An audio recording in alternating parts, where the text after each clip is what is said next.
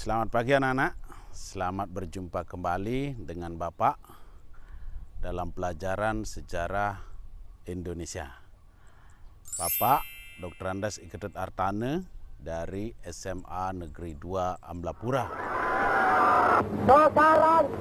Ini sudah tibalah saatnya untuk mendapat kemerdekaan mulia yang sudah lama diidam-idamkan oleh 70 juta penduduk di Indonesia.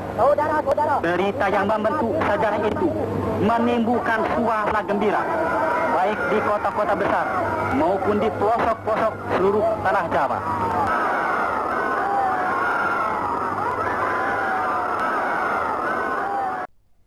Bagaimana kabar kalian hari ini? Semoga kalian juga sehat. Di awal tadi kalian sudah menyaksikan video. Video apa yang tadi kalian lihat? Benar sekali. Video tadi adalah menampilkan situasi perjuangan bangsa Indonesia pada tahun 1945. Setelah menyaksikan video perjuangan dan pergerakan bangsa Indonesia tadi, adakah di antara kalian yang mampu menjawab beberapa pertanyaan berikut ini? Yakni, bagaimana sambutan bangsa Indonesia terhadap proklamasi? Bagaimana posisi tentara Jepang di Indonesia? Bagaimana reaksi para pemuda pada saat itu? Bagaimana latar belakang terbentuknya TNI dan bagaimana proses sampai terbentuknya TNI. Anak-anak yang Bapak banggakan, bahwa pertemuan kali ini kita akan membahas tentang materi pembentukan kesatuan aksi dan terbentuknya TNI. Adapun kompetensi dasar yang akan kita capai adalah kompetensi dasar 3.8 dan indikator yang akan kita capai adalah indikator 3.85 dan indikator 3.86. Anak-anak, pada pertemuan kali ini ada 4 hal yang akan kita bahas, yakni latar belakang situasi yang menyebabkan terbentuknya kesatuan aksi. Yang kedua, terbentuknya kesatuan aksi di beberapa daerah. Yang ketiga, latar belakang terbentuknya TNI.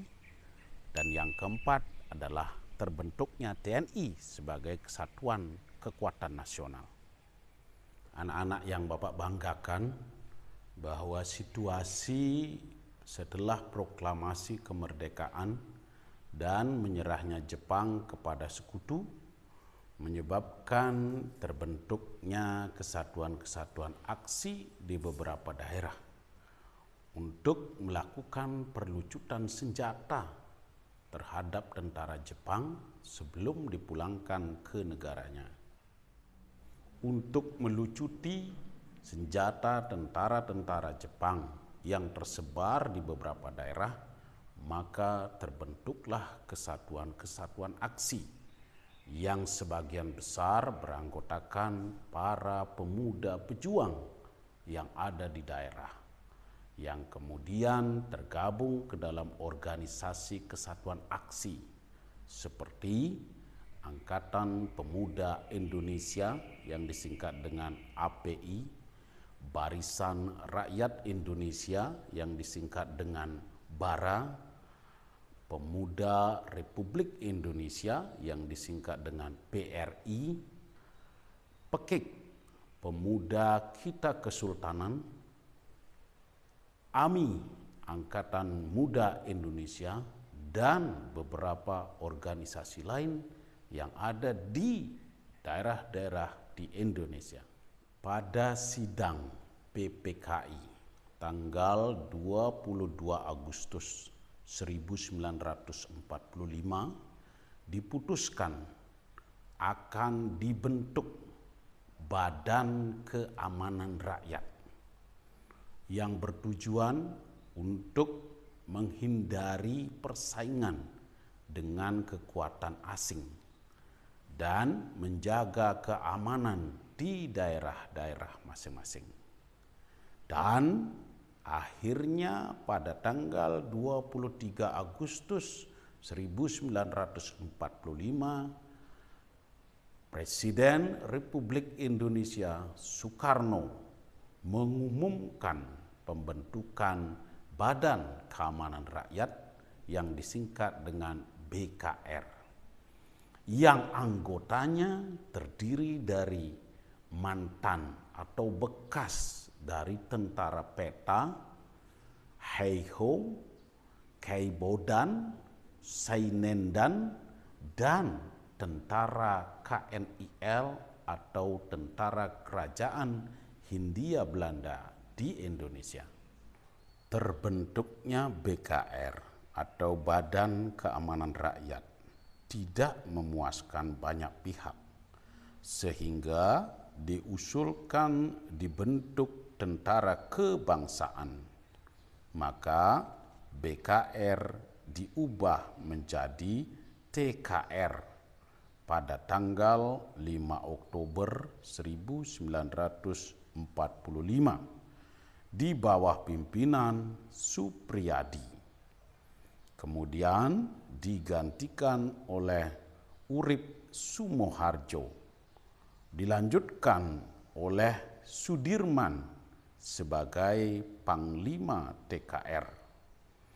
Tanggal 26 Januari 1946 diubah menjadi TRI dan disempurnakan lagi menjadi TNI pada tanggal 3 Juni 1947 sebagai kekuatan nasional.